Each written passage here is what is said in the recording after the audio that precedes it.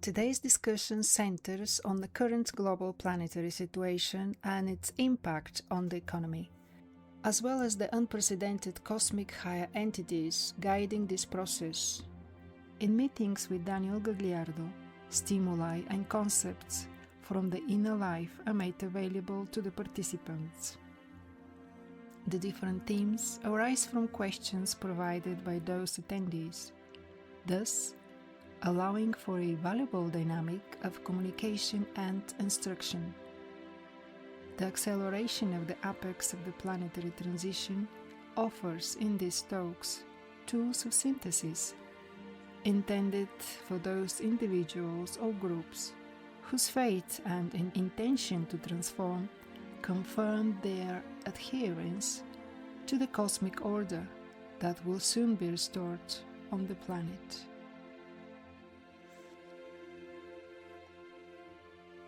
We gathered some of the questions in a most recent interview with Daniel Gagliardo in Portugal.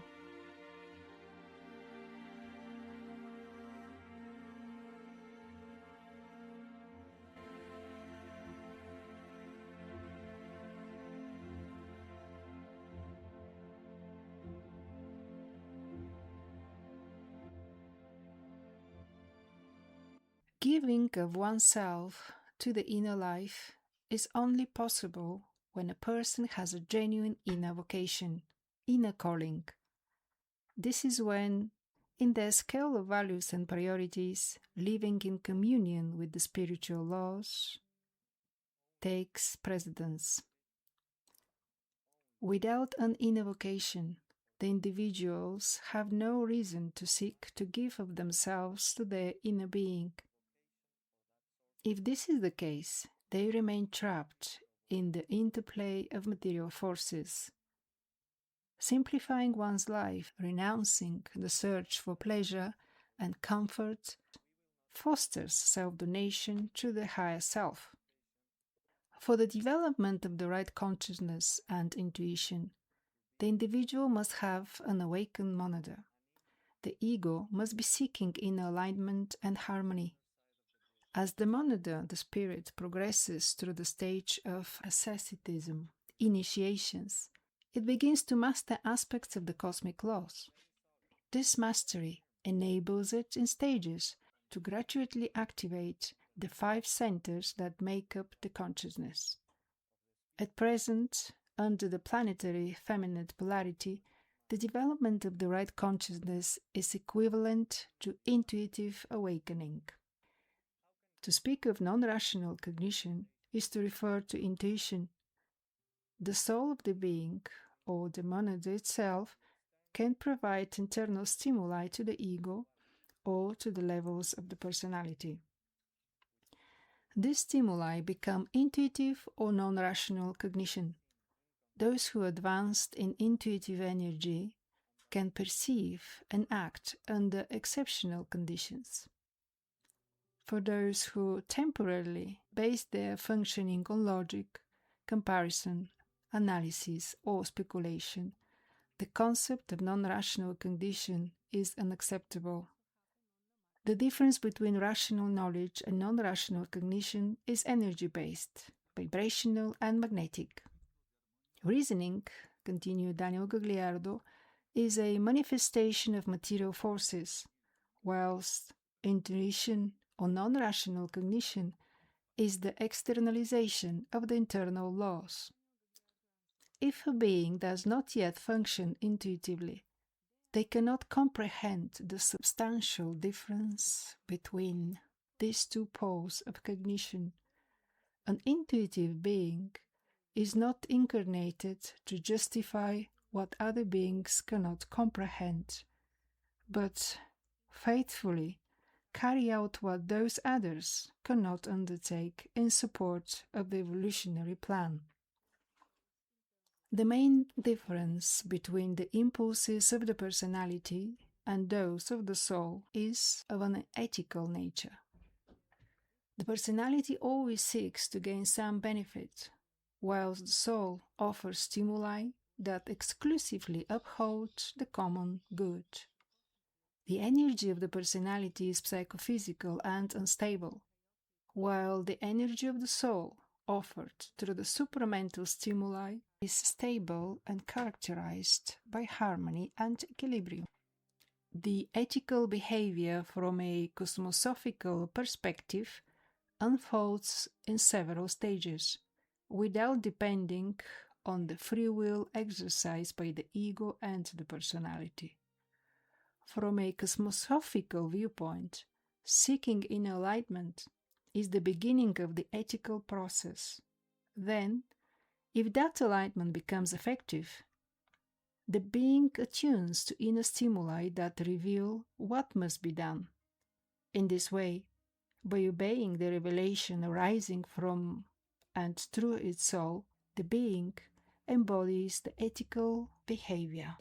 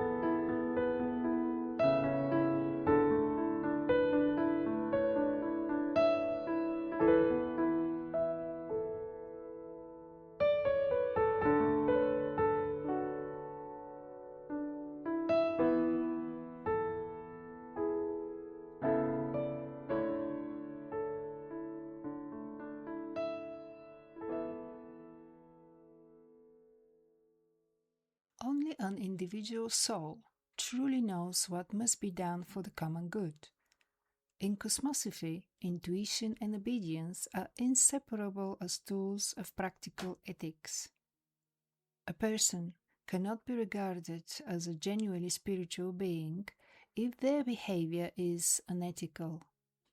This means that they respond to situations from a place of inner harmony and adherence to moral principles. This is equivalent to say that they respond to situations in a state of inner harmony and obedience.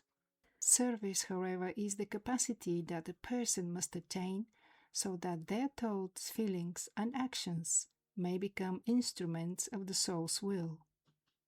However, until they have sufficiently developed their intuition to reach that state, their training on the path to service must be nourished by positive actions.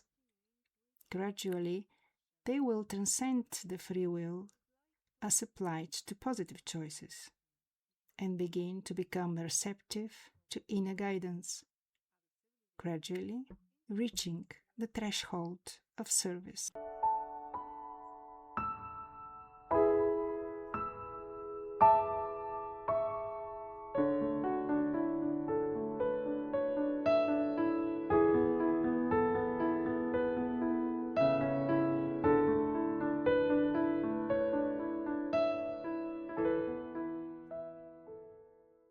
The figure of the Antichrist must not be interpreted or seen as symbolized by any single individual. The collective of those who form part of the world hidden power, or also called the New World Order, those who seek to manipulate all planetary life, constitute the Antichrist. All the upper echelons of power are Antichrist-like. A large proportion of these upper echelons, levels of power, harbor ancient Atlantean magicians. Their dependence on the collusion with the planetary psychic layer, as well as with involutive forces, form the basis of their power and influence. As the planetary transition progresses towards its culmination, these Antichrist's forces will clash with one another, just as is currently happening, thereby facilitating the transition's completion and the final purification of the Earth's surface. So, the primary objective of the New World Order and the artificial intelligence it employs is to break humanity's will and definitively distance it from the cosmic order. This world's power finds it determinal that the human intelligence draws upon spiritual energy. A being aligned with their inner source cannot be easily manipulated, but when human intelligence aligns with the artificial intelligence, losing contact with its soul and accepting whatever the artificial intelligence offers regarding the full range of existential issues, the capacity for discernment atrophies. The individual begins to understand reality as the artificial intelligence presents and imposes it. There are geoengineering mechanisms capable of altering the climate in extreme ways. In any case, most of these extreme phenomena are managed by the karmic hierarchy as part of the great purification currently underway and unfolding its process. Humanity must face up to its karmic depths. One of the most effective ways, given the damage we have inflicted on the planet, is through extreme weather events and tectonic shifts.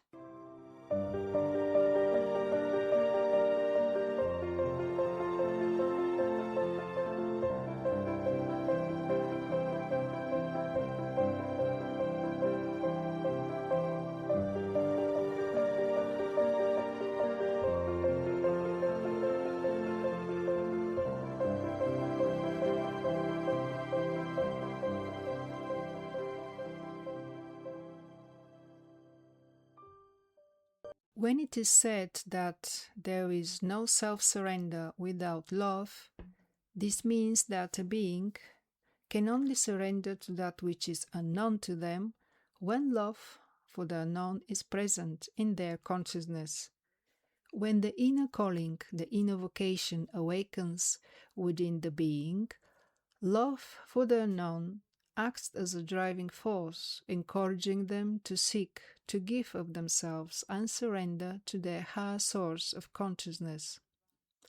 Although love is a ray energy, love, wisdom, Christ's energy, the individual should not seek to attune to a particular ray energy, but rather open themselves to the multiplicity of energies and impulses managed by their inner self. For it is this inner self that will provide the ray conditions which, in each instance, must be radiated towards the ego and the personality. In short, a being should not limit themselves to attuning to one particular ray energy, but rather remain receptive to whatever arises from their capacity for surrender.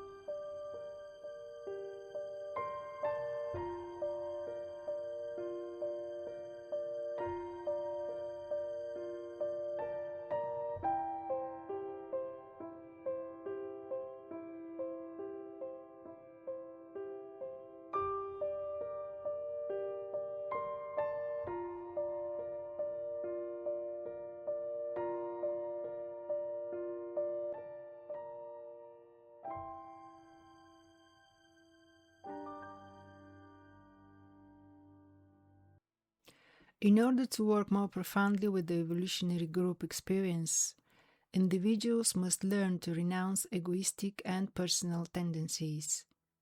They must be in harmony with regard to a higher goal, know how to deepen their understanding of the genuine meaning of that goal or purpose, and finally join forces to bring to fruition, bring it to expression. A philosophical spiritual group must comprise members capable of embracing true spiritual discipline. This should be understood as the ability to renounce one's own ego and personality tendencies. Personal preferences and tendencies must have no place within the evolutionary group work. Otherwise, the group will be confined to the realm of the psyche, distance from an understanding of the needs of the evolutionary plan.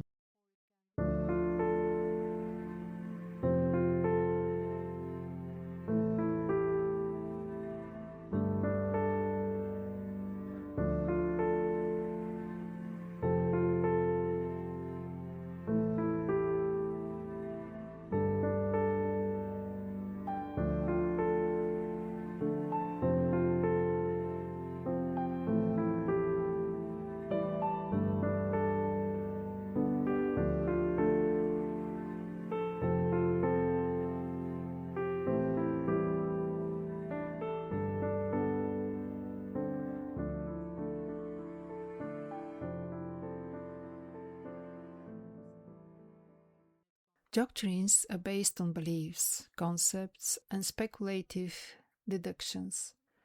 Such dogmas do not allow for the capacity for updating and renewal. Their structures are unquestionable and are fundamentally based on the exercise of domination or power. They are religious, political, social, and other doctrines. What they all have in common is that they do not foster the growth of consciousness by imposing specific limits. They offer a solid foundation as well as an immovable ceiling. On the other hand, the science of the soul, or Cosmosophy, encourages the ego to transcend the limitations of belief and open itself up to being guided by its inner self towards the deepest experiences with no limit other than the transient state of consciousness that the individual experiences. Doctrine demands interpretative obedience, whilst Cosmosophy leaves this valuable cognitive process to the individual's private engagement with their own inner cosmos. Doctrine condemns any attempt at change, whilst Cosmosophy that everything is temporary and must be overcome as a mechanism for evolutionary renewal.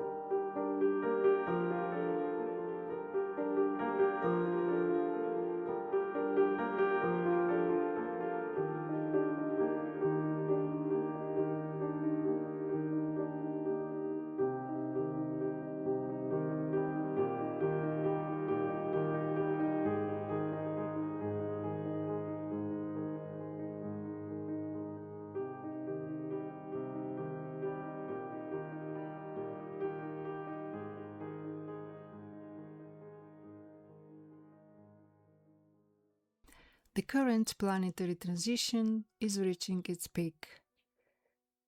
Its conclusion is being perceived by those who remain open to the insights offered by their inner consciousness. 4 decades ago, the hierarchy of instruction revealed that one of the early signs of the transition's closure will be the worst in the Middle East, primarily between Israel and Islamic world. This is already taking place. The cultural and ideological battle between East and West is reaching its peak. The global imbalance that these conflicts are set to generate will begin to be felt with increasing intensity. The global financial and monetary system, which has been broken for decades, will gradually descend into total dysfunction.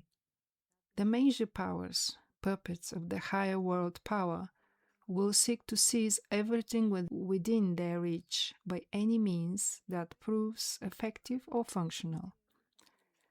The parallel with the growing chaos, the light of the hierarchies, is operating with the greatest power ever experienced on planet Earth. Operation Rescue and Evacuation is adjusting its protocol in light of the immense massive beginning of the universal harvest.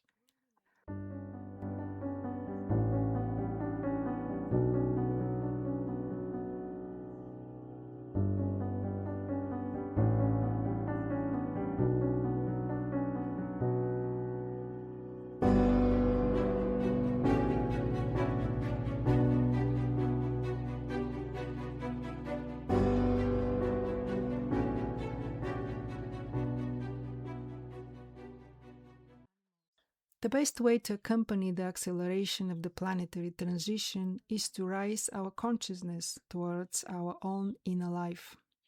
In this way, we seek to carry out our own indispensable personal transition. We seek to overcome mental turmoil and noise by moving towards stillness, transforming emotional instability into valuable tranquility and stillness. We encompass valuable energy by relinquishing long-term plans, adjusting our short-term or, exceptionally, medium-term prospects. Seeking to simplify our lives will enable us to perceive more accurately what is happening, whilst also allowing for intuitive insights when necessary. Being mindful not to prioritize personal or self-centered goals will help us delve deeper into situations and events aligned with the needs of the evolutionary plan and become contributors to the ever-expanding universal goals.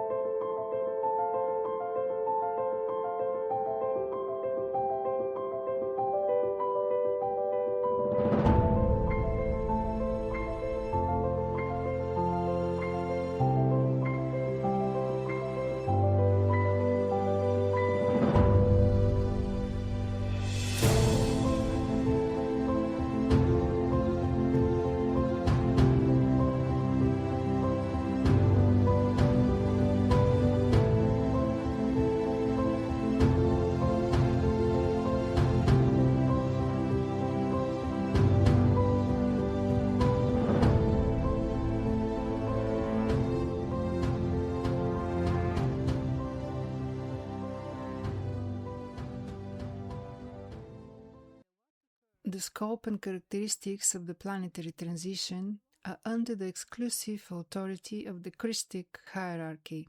A certain circumstances unfold. The Christic hierarchy regulates the characteristics of the transition cycle.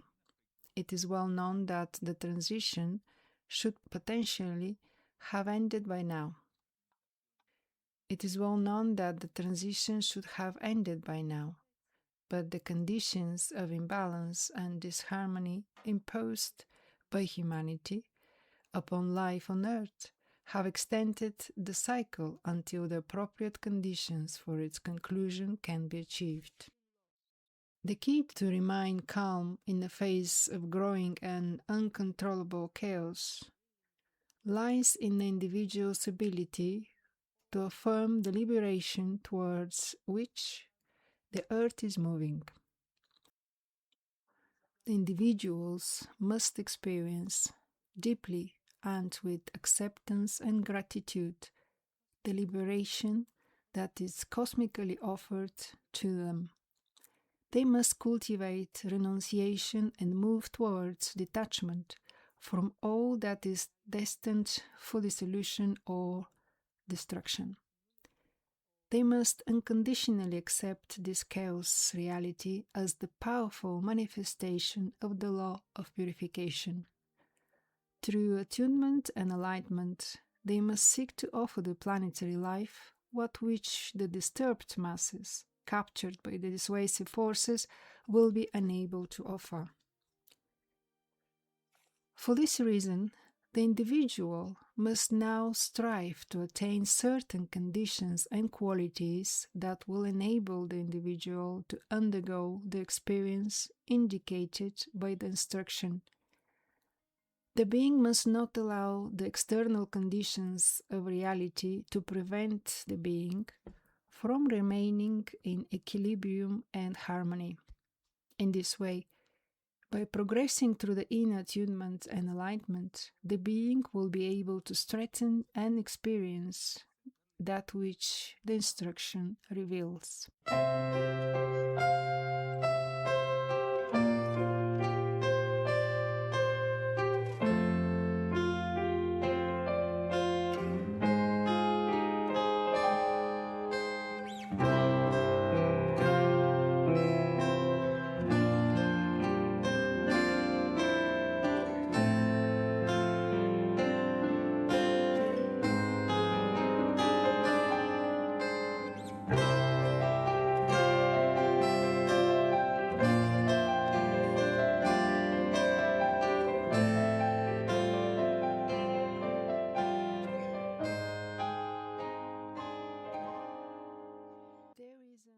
Specific number of awakened beings who incarnated with the inner intention of serving the evolutionary plan during the planetary transition. Each and every one of them must face the interference fueled by the involutive forces. Owing to the great conjunction of the psychic layer, most of these beings are unable to fulfill this intention adequately. Obstacles and threatening circumstances severely limit the ability to fulfill their task. Much of what they are unable to carry out effectively is silently taken on by the hierarchies. Given the planetary conditions, and generally speaking, the majority of the evolutionary work to be carried out on behalf of their inner groups has not been and will not be able to be realized, completed.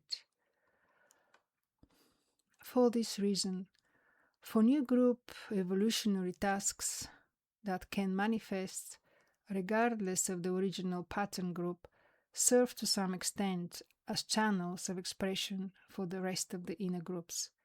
In this case of Oxim, the statement holds true.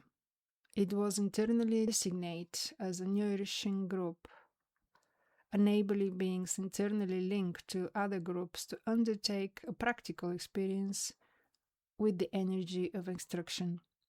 The monadas and souls of beings who do not yet have an externalized inner group may decide that those egos should join a host group, a nourishment group, like Oxim.